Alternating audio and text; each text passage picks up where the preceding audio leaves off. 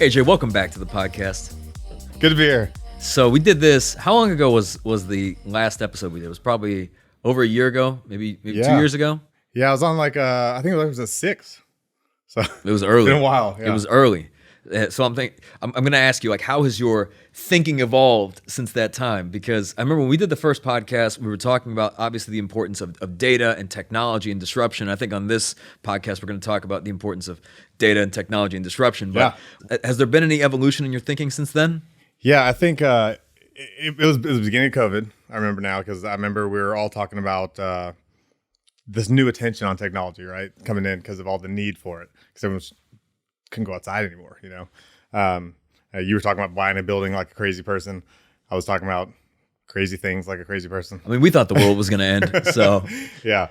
So at the time, I think it was like this notion that technology and data and change was going to happen, and it was an idea that everyone could agree with.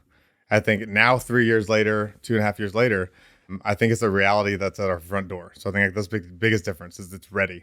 And now, as you see the climate and the money coming in and the changes in the Arizona law firms, which we talked about, the idea of this law firm ownership. And I remember at the time I said, it's no longer a legal issue. It's a political issue. It's like grandma sitting there in prison and somebody can't get her out. And there's going to be enough of those things happening around the world, around the country, where that senators and politicians are going to start getting calls saying, how can we fix the court system? We've got to let non-lawyers in. So since that day, Arizona's now done it. You've learned a lot about it. I know you know a lot about it. So that's I think the biggest change between now and then is that idea has now become a reality. And so it seems like on the political side, the thing that always seems to speed up innovation in the legal industry is the access to justice, right? That becomes the main talking point.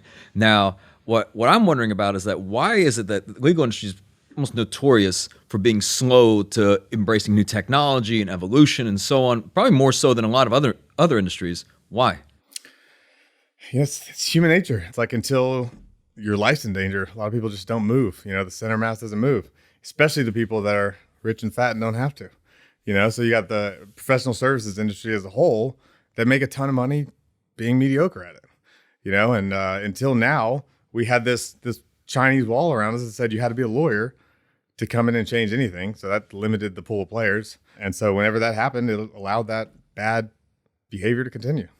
Now, I want to call this out early because I'm sure there's going to be someone listening to this that'll hear about Rule 5.4, what's happening in Arizona and other markets and say, hey, this is going to be a ways off. I don't have to worry about this in my lifetime. Like the big four accounting firms, they're going to be the ones that are going to be the targets for this. It's not going to be my plaintiff's practice. What are your thoughts on this? They're going to be out of business. So who? The people thinking that this is going to be out of their lifetime. So, you know, I talked to you about this before recently, but I was in New York. I've been going to this conference for 8 years now. Litigation finance, all Wall Street. My CFO goes every year, but I went 6 years ago was the last time I went. This time I went back because I was saying, you know, it's the first time I don't need anything from any of these guys. I didn't need funding. I didn't need cash. I was just kind of wanting to feel the market out. Well, you know, it's the same guys standing in the room, but it's the same guys that were at WeWork when they thought it was an interesting technology. It's the same guys, the benchmark capitals that you saw at Super Pumped and on all these movies. And that part I thought was interesting. I'm finally realizing that the same players that are investing in tech startups that disrupted the whole world are the same guys investing in litigation finance. Like the same emerging markets, the same groups, and the same people, like individuals. And so when you got those guys sitting in a room, and then you give them the ability to now start a law firm. So here's the distinction between a DC law firm that everyone used to know about, the ability to have a DC law firm with a non-lawyer partner, and a ABS, alternative business structure out of Arizona. ABS actually allows a corporation to own part of a law firm. So now you don't have what Wall Street calls the type 1 problem, where there's an individual that you rely on, that guy dies, your deal dies. You can have a corporation.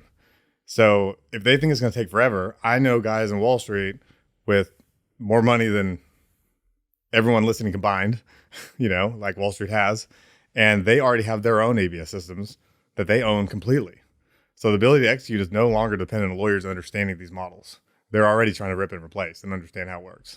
What's their interest in this altogether? In the legal industry, in a law firm? The biggest thing that I heard there that really resonated with me was some of the biggest players, some of the guys that got the biggest returns out of the group, one of the biggest players made 37% of the market this year, right? Their hedge fund. And they charge 3 and 30, which is much more than the typical 2 and 20 model that most of these guys charge. And they're like, but they can. But you know what their strategy is in litigation finance? It's not to understand it. It's not to like do their due diligence. They just throw every $10 to $50 million deal on the table. They'll throw 5 to 20 million behind it, because the entire market, they say, is one of the most overpriced, undervalued investments that you can make in the entire world right now. So like the price on capital is the highest price on capital. To borrow money as a lawyer, you have to pay more than anybody else. The worth and the asset is just undervalued. So you're getting so much more return on your capital with no risk. And so they're willing to just throw all the money in the world at it. It's the best investment there is. And I say that in the terms of Wall Street, where there's limited things you can put a lot of money into. You got basically like 4 things. You got commodities, you got stocks, you got bonds, you got real estate. Outside of that, what can you put 100 million into over and over again? You got the U.S. market, billion-dollar tort market, or $500 billion tort market. So excuse me. And then you got the international arbitrage market and the commercial market. So like it's a huge, huge space. So this was interesting to me. I think when I first read, there's one statistic that I think really opened my eyes to this, because usually when you see private equity, hedge funds, and so on get involved, it's in very fragmented industries. Like you see this in the dental industry in the 1990s. It was a $190 billion industry, and they started buying up these dental practices in the form of like DSOs. But legal is a much bigger industry than dental. I mean, it's a $390 billion industry. And what was interesting to me is that there's not a single law firm in the world that generates more than 1% of gross legal fees paid annually. So like that level of fragmentation, I mean, not a single one. I mean, there's law firms, like a firm that will do $3 billion in annual revenue isn't generating 1% of gross legal fees annually. Kirkland Ellis, biggest law firm in the country. I know the guys because they're basically the firm behind most of the biggest like SPAC deals or litigation finance deals. Anybody that's doing something crazy in the M&A world or the finance world is usually using a guy from Kirkland. It's insane. I mean, yeah, it's there. Every other industry where you have a huge opportunity, somebody conglomerates, someone grabs market share. And my way of saying it to Wall Street is it feels like it's one of like the last frontiers when it comes to the investing in certain industries. It's like what else is there that's still this behind, that's worth this much money that no one has came over and goes, hey, we should probably figure that out. So I want to talk about, I guess there's 2 sides to it. We can get out of the way, like obviously all the downsides of it. Yeah. And someone says, hey, what happens when all this capital comes into an industry? And the reason why Rule 5.4 exists, really preventing non-lawyer firm ownership, was this idea that if you bring in outside capital, outside investors, that law firms could prioritize profits over providing great service and caring for their clients. There's probably some truth to that, because you see it in the dental industry and what happened with the DSO model. That's lawyers being lawyers. That battle's done. ABS is out. You can argue all you want. It's done. Capital, they have a way in. It's legal in Arizona, regardless of whether it should be or not, or the ethical rules. Like Wall Street doesn't care. There's too much money. We all know that. Let's all back up and stop trying to lawyer this up. That's an excuse not to pay attention. So that's kind of how I look at that whole conversation. If you're not realizing that this is just the truth and reality of it, if you want truth, go talk to some of the guys I've been talking to. There's too many $100 billion funds now that are now completely committed to going after the space. But what's the tipping point where you just know, okay, now it's game over, right? Like, meaning, I know it was legalized in Arizona, but it's gotten shot down in some other markets. There's some resistance from the various bar associations. But when push comes to shove, eventually, you speed up a long enough time scale. You say, okay, we're there. Yeah, no, it's always interesting for lawyers to think that the bar controls the pace of this. That's why I say the battle's over. It's the ability to deploy capital.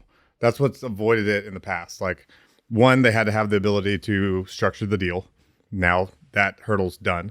So now it's, how can I give money to somebody and treat it like an asset? Like, how do I go from now to a piece of real estate, right, where I have comps and like market analysis and valuation metrics. And so right now, everything that they're talking about is duration risk, because you factor in like, all right, what is the litigation worth? How likely are you to succeed?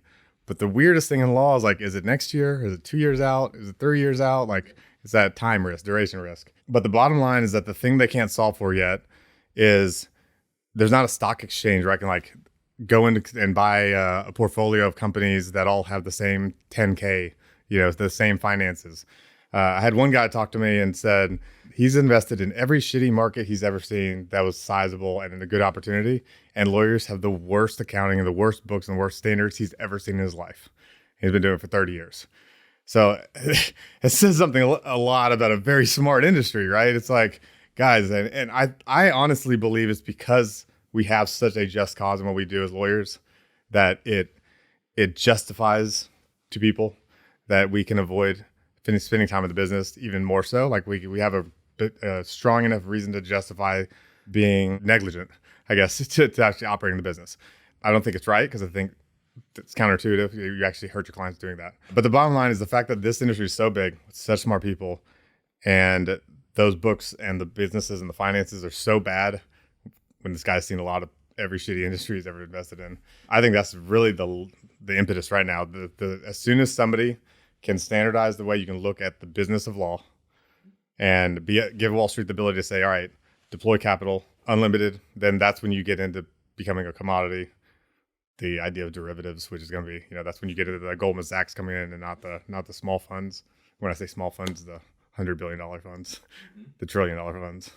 Now, I already know this is going to be the type of podcast that's going to bother a lot of people, but it was interesting to me. Like, so at our conference this year, this is for the first time this year as compared to any previous year. I was incredibly surprised. I mean, we had probably over a dozen VCs or hedge funds in attendance, and you would think, why would they care about like a legal conference or a law firm growth conference? Like, what's the draw for them? And I mean, you know this because you know a lot of these people, and you're in these meetings with them. You're at these various industry functions. They're like chomping at the bit. Yeah, I had a lot of conversations around this because we were up there speaking to a lot of them, and I know you, and I was hearing this impression of the industry because you hear some of the early adopters in litigation finance, and they talk about going to Vegas. They talk about going to parties with politically incorrect situations going on, many other forms of incorrectness going on. And they see that, and the analogy the guy gave me was, listen, I go and I talk to the biggest company in legal services company that just got purchased. People probably know who they are. And they're like, you sit down with the CEO and what's going on. And he's like, I just came from the CEO of McDonald's, and the CEO from Deloitte, right? And you look at those operators, and you compare them to the biggest service vendors and service providers in the space of legal, and they're wanting bigger multiples. He's like, we can't stomach it. And so some of those early adopters, they would go to these conferences and they would go see how those trial lawyers acted. And they were like, what the fuck did we just do with our money? Like, we gave that guy $10 million. Like, they were the first guys to do it long ago. I asked him, I was like, well, what happened? He was like, well, I sold to somebody else and made 33% AR. I was like, okay, well, then it sounds like early is okay as long as it keeps going. That's how Wall Street never loses. So before your conference came, I was like, the ones I talked to at least, I said, listen, here's the thing. It's like, I'm gonna be part of it. My buddy throws it. Like, I want you to see that there is a new way of thinking. There are people coming into the space realizing that being a good operator and understanding real good business principles and promoting that exist. And so I was like, the very least you can feel a little different about the industry if you come to see a professionally ran real business conference. So the ones that I spoke to, that's kind of the reason for coming. One, and then two was, they want to learn who they can trust, like who's going to build this industry, who's going to help them actually figure out how to standardize and deploy more capital. Because I think, as you know, there are very few people that have big influence and the mindset, to be able to actually work with Wall Street, have the professionalism, the know-how, and be able to execute. Well, and I would say, like, for a firm owner that's listening that thinks this is like a doomsday scenario, I would actually challenge them to think about it from the other perspective. Because let's say you wanted to sell your law firm today, there's not many buyers. I mean, when you really look at it and saying, well, what could you sell this firm for? Well, it really would depend on what another law firm would be willing to pay for it. And that's not going to be the same type of buyer that you would see. It would be a non-lawyer or a hedge fund or a VC or anything like that. I mean, that obviously opens it up to much more potential. But let's say you don't ever want to sell the firm and you just want to be able to inject some cash flow into it, right? You want to be able to get some capital to be able to invest in more infrastructure, hiring, marketing, whatever it is. I mean, what are your options today? They're not great.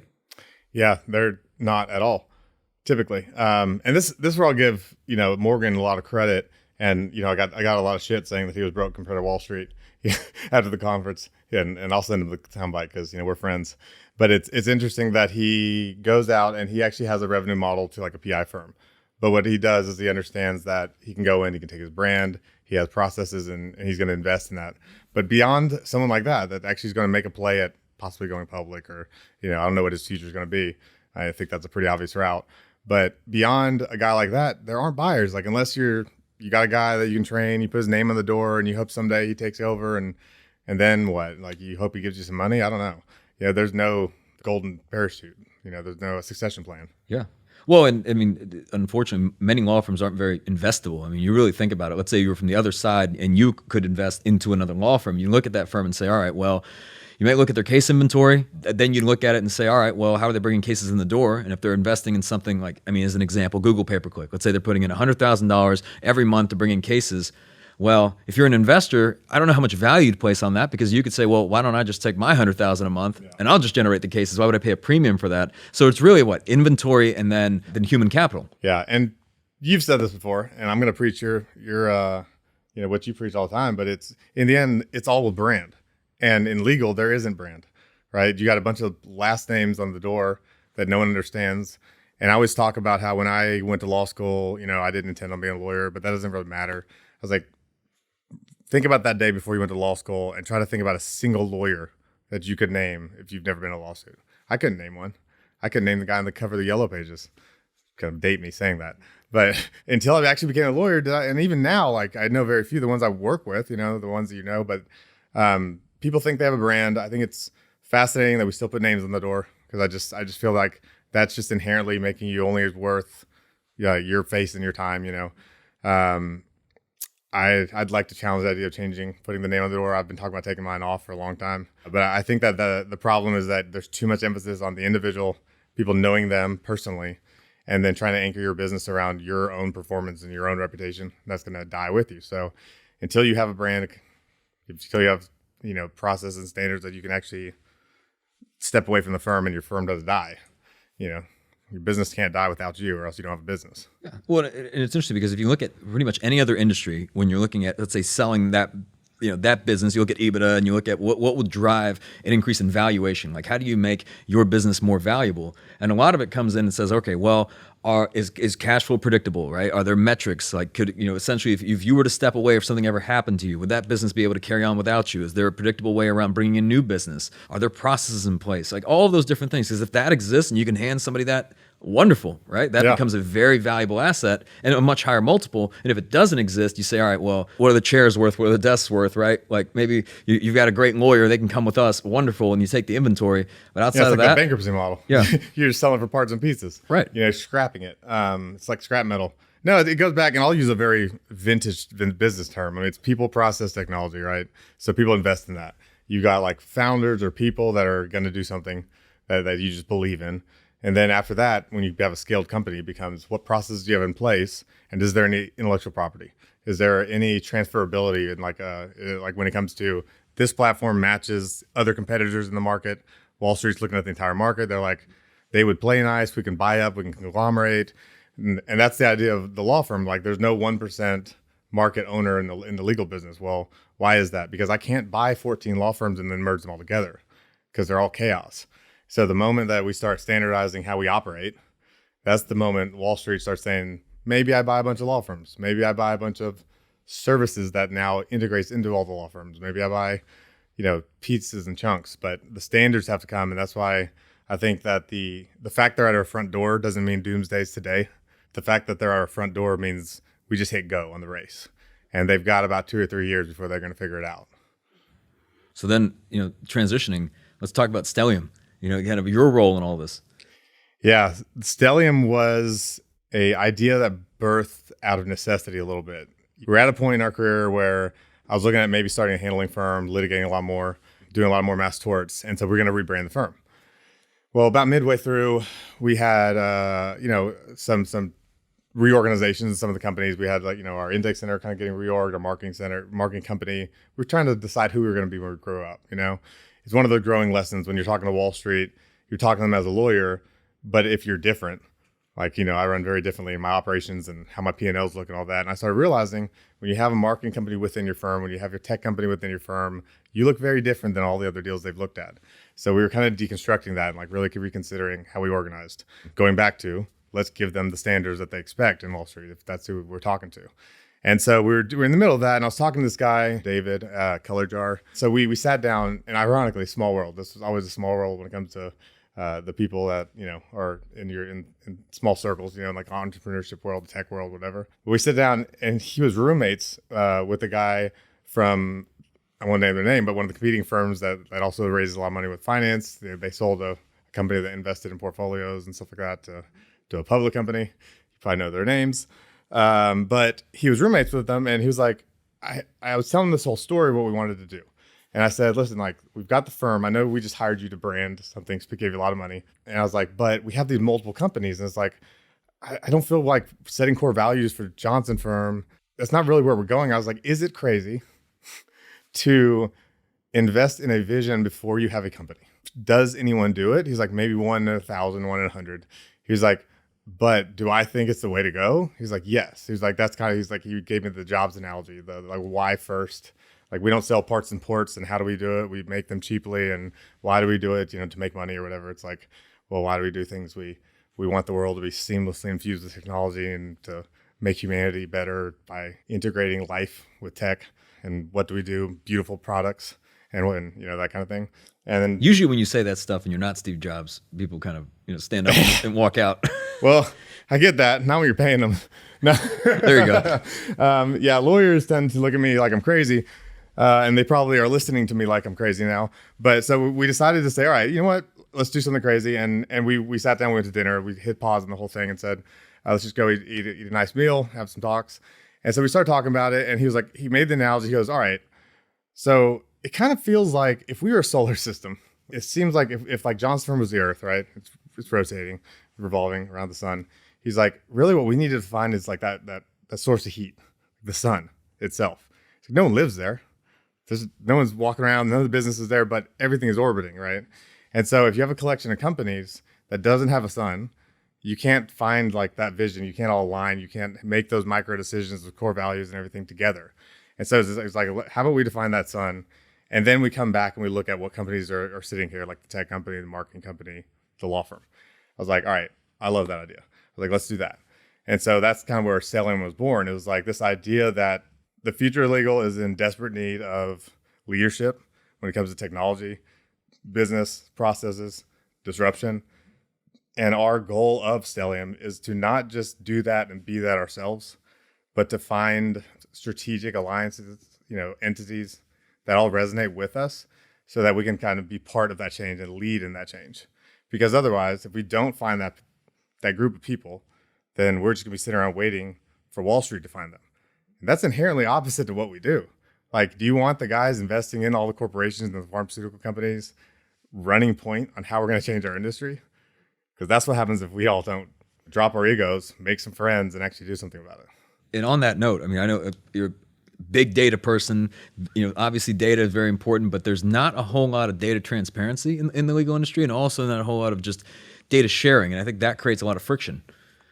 Yeah, it goes back to that scarcity mindset, I think. I don't know why this industry is so filled with people that have this scarcity fear. They think there's only a limited number of business. And if I tell them my secret sauce, we may run out of car wrecks. I've never thought of things that way. I think that we as an industry are going to scare ourselves out of business if we continue to do it. So it's one of those things where some of the smart lawyers, I think, to me, like some of the things that you've talked about, some of the guys that, we've been speaking with and aligned with, they are willing to do it. It takes that vulnerability. It takes, I guess, a certain amount of success and confidence to be like, no one's going to kill me. I will never run out of a good idea, and a pivot and a change in a market. Like I can share all my ideas and I'll still have more. Good luck executing. So finding those kind of people, I think there's enough of them. That's kind of why that whole idea of the Stellium, I think, you're doing some stuff with your ventures side of things too.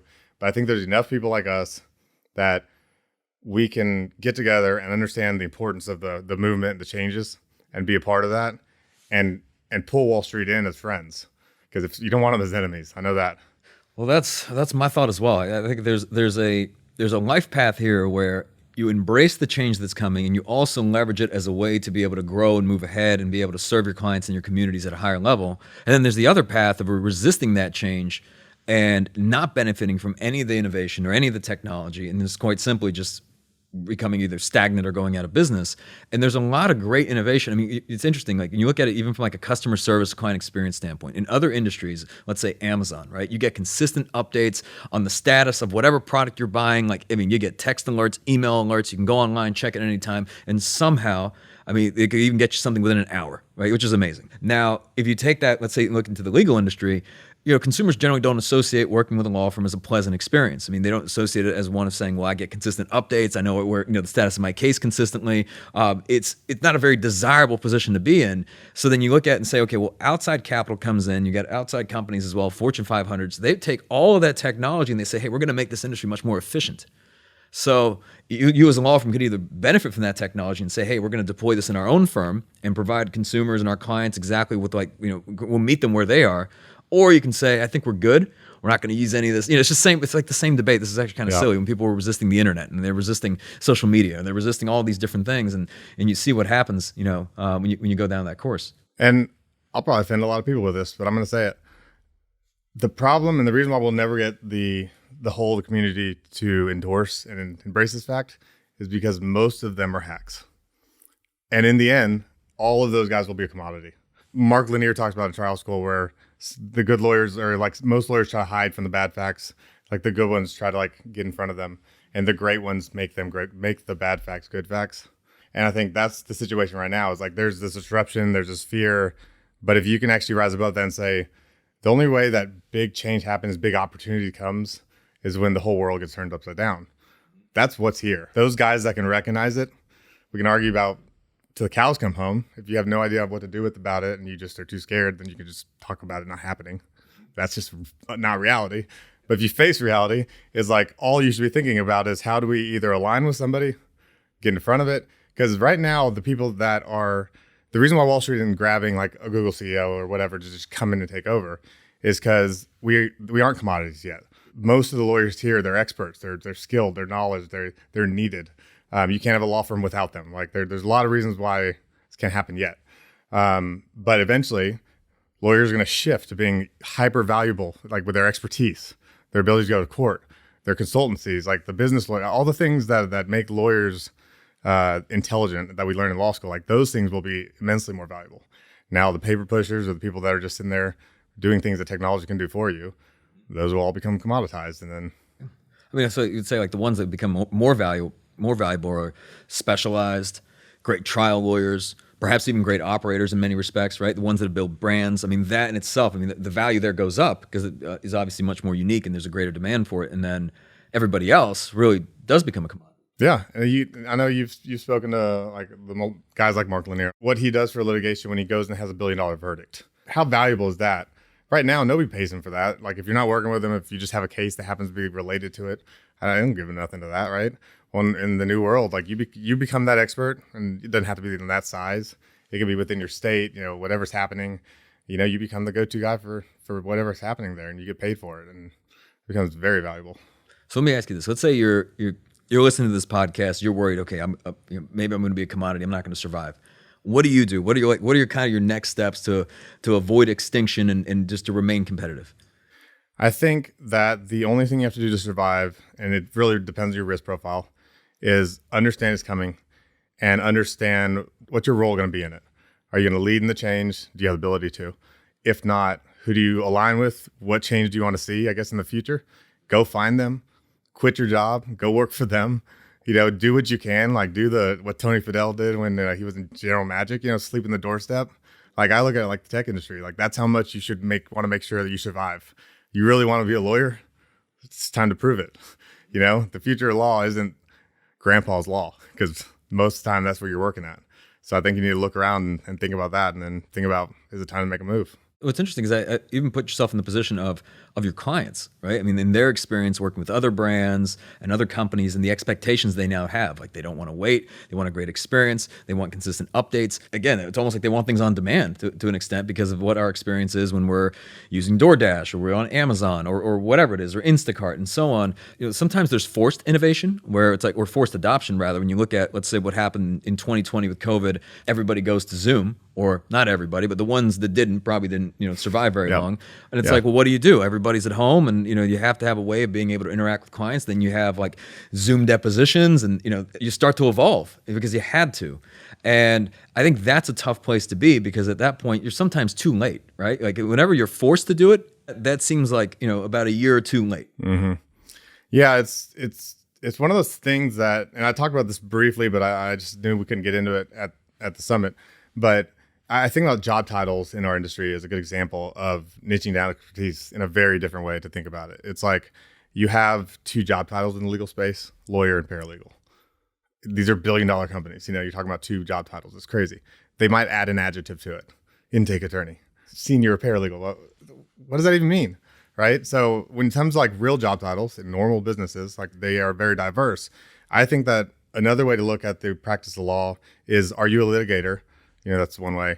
Are you transactional? But then are you an attorney that practices in the business of law? So there's going to be a lot of specialty needs that I think kind of happen at law firms, but we just don't identify them. Like, who's an operator that's translating the business capacity, that's driving like process behind litigation? So those type of roles are going to start fleshing out. So I think specialization in that nature is very interesting.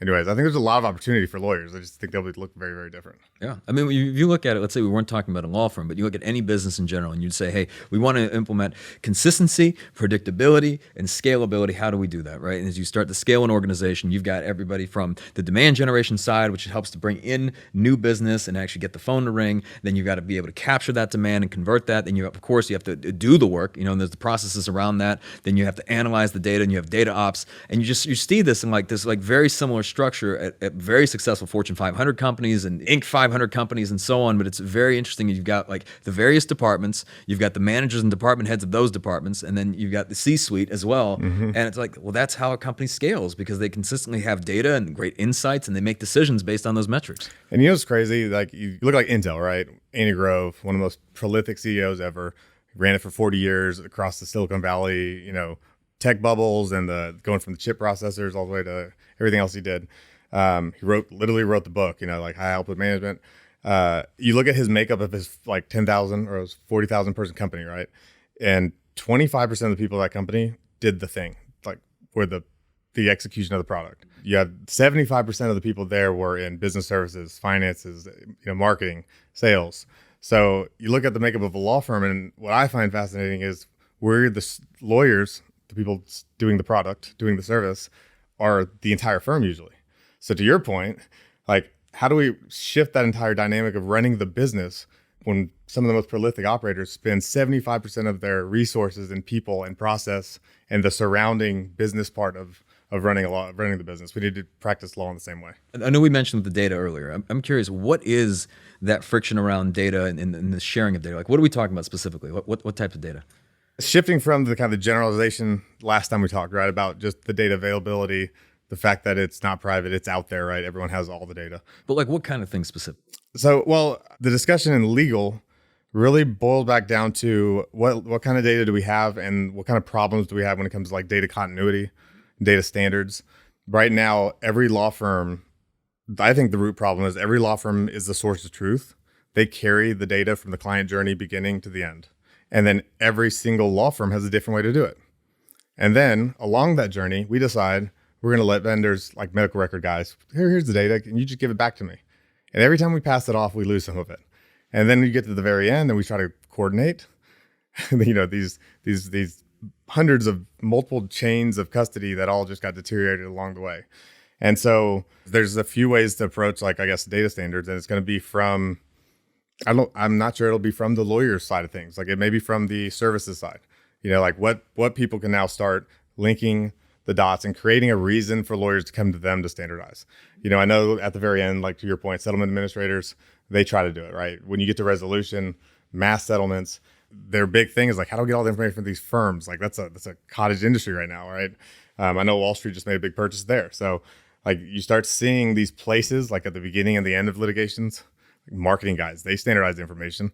They just don't have a reason to make it good quality, because then they distribute it amongst a lot of lawyers. But I do think we attach those endpoints.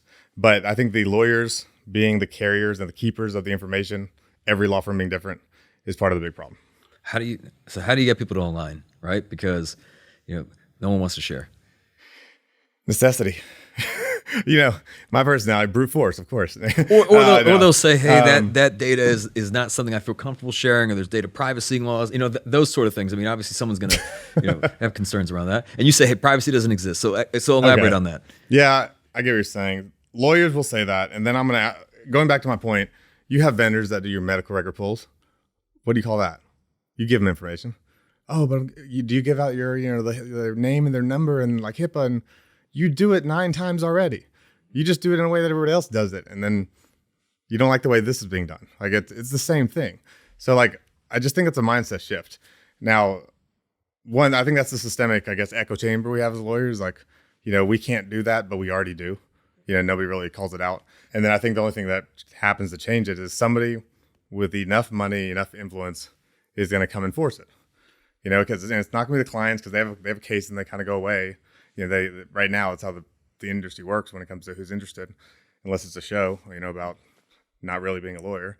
And then you have law firms that have that very just cause that they're focused on. But, again, they only control that individual law firm's less than 1% part of the market. And so to me, there's only one player getting involved now with enough, brute force capacity to actually make a change.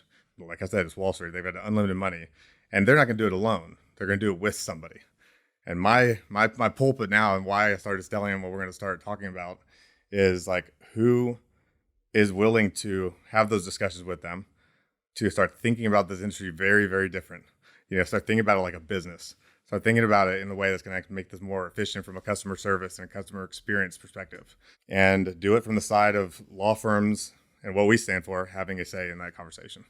Now, I do also want to say for the people listening that if you come across like a savage, like I will say, AJ, you have a heart here, meaning that there's the the business side of being able to scale and drive innovation, but also as a lawyer yourself, I think you want to do good for this industry as opposed to what you might see with someone coming out of Wall Street. Yeah, and I appreciate the point, because I can come across very incendiary, I guess, about how I'd say it's going to happen. I guess that's partly frustration, because what I'm talking about is really like preserving the nature of what we do. If we don't do this, we're going to lose all of that. Like, because the money in Wall Street and corporations and everyone that doesn't understand anything about why you became a lawyer will take over and make those decisions for you. And that can't happen. And so we've got to stop pretending like we have a choice, because it's just too important. No, and to your point, I've been there. I've represented somebody. And when I call people hacks, it's like, I'm a hack as a lawyer. But I'll say it, that's what I had to come to grips with. Like, and I think I'm good at everything, I can be, but then I just didn't like this idea of practicing on people until I became the best. And sitting in Arkansas, the reality was I probably wasn't going to run across that case and become, the next great trial lawyer across America, And so I had to realize, like, what was I great at that was different? I'm not calling people's hacks to try to call them out and say that they just need to have the industry change completely and we have a bad purpose and a bad spirit of the industry. No, I think the legal system is what protects, like, the American way, like right and wrong, like just like when you have children, like what laws do you want to have them grow up in? Like, that's what society is our agreement on what's right and wrong and what happens when someone does something wrong, right? And lawyers protect that. So I think it's like it's a fight for freedom itself. So I have this vision, and at least I believe that this is possible, that if, lawyer-owned firms, if you can embrace technology, if you can embrace innovation, if you look at, through your experience that you have with other companies, even outside of the legal industry, and say, hey, that would work really well in our law firm. Let's adapt, let's evolve, let's change and better meet the needs of our clients. I think that if every firm operated that way, then the only role I see Wall Street playing is just providing capital. Absolutely. Because then they would buy in versus buy out, and then these firms would scale, and then you have lawyer-owned firms, which I think is a great future. But unfortunately, there's, with many law firms across America, if not most law firms, the idea of, even launching putting up a Facebook page is a strange concept, right? This idea of core values and culture, and we still get emails even saying like, hey, running a law firm is not a business, right? It's a profession, and these things. And unfortunately, like, if you look back through history, because I was never a history person up until probably the last like 5-6 years, and then because you just start to see all these patterns, things repeat, and I always say the future's in the past. It's all there. And it's like, you look at, okay, what happens in the 1970s, debates versus Arizona? It was the same conversation with the same resistance, and the firms that did not adapt and start advertising, they were the ones that ended up struggling the most and ultimately went extinct. And then you fast forward to 2020, you've got the elimination of Rule 5.4 in Arizona. You start to see more like the ABS structure, non-lawyer firm ownership. Who'd have thought Arizona is the pioneer in Arizona? It's always Arizona, right? Yeah. And yet it's the same resistance, it's the same friction. It's interesting, back in the 1970s, it was also about decreasing the access to justice gap, right? Because that's always the thing that ends up driving the legislature. And it's then the capital markets. It's America. It's like let's let the market decide. If you let the market decide, you let everyone in, there becomes this capitalist, I guess, balance that happens, and you get called out, and you get the best idea wins actually starts to happen. I mean, one could argue this is kind of an interesting way to end this podcast on. I don't know. I think it's Rule 5.5, perhaps. I could be wrong on this, but there's also now talks about lawyers you licensed to practice in one market, and you think, okay, now in a remote world, right? Should that really be the case, or should every law firm be able to serve clients in any market, right? And just be a national law firm. And there's a lot of people that think, hey, if I live in Arizona, or let's say I live in Wyoming or whatever it is, and I have a client, let's say in Florida, shouldn't I be able to serve them? Maybe. Maybe we'll get there sooner than we think. Talk to anyone that does enough business about this topic, and it gets fascinating to me. And I think one of the things I will want to challenge lawyers to do is just let's be candid and be honest with ourselves. I'll probably get a lot of shit for this, but if you're a big enough law firm, you're practicing, you're signing clients up wherever you sign clients up. Some people decide they need a bar license when they file. Some people decide they never knew. There's a lot of ways to get around it. You have pro hawk guys, you have local guys. Like this, that idea is just misconstrued. There's national class actions already. It's been around for 20 years. You got national mass torts. You got a million ways to say, watch me get through call from a bar association after this. But I'll say, well, let's go talk to every single lawyer because that's just how it works. So I go back to that's, again, these are hurdles and excuses, I think, to the reality of the world, which is we live in we used to talk about with the internet and marketing, like the ABA rules around marketing. And I used to stress and strain over could I even comply on Twitter with advertising rules? I can't red stamp advertising on a tweet, or put a disclaimer on it. We're going to have to be okay with not being sticklers. It goes back to that same thing too, is we have so many just causes we fight for. Why did we lose our way on having our own just causes? It's okay for lawyers to stand for something.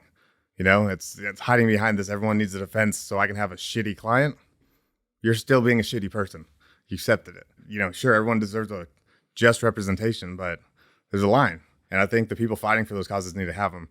And I think that's got to be more important than whatever these excuses are to not change and adopt it. So as we come to a close, I don't know if you remember your answer last time, but we always ask this being the Game Changing Attorney podcast, what does being a game changer mean to you? The only way to change the game is to do it differently. I think the theme of this podcast is disruption. Apple, whenever they first launched, they then changed the world. Jobs changed the world almost every year, almost as CEO. And he did it in 2 words: think different. When this old school mindset, this legislative and political mindset, the attorneys were very similar, where the past wasn't broken, and if it ain't broke, don't fix it, and nobody's needed to enforce me to do it. But this future's coming, and if you don't think different, if you don't change the way you look at it, those guys are gonna get put out of business too.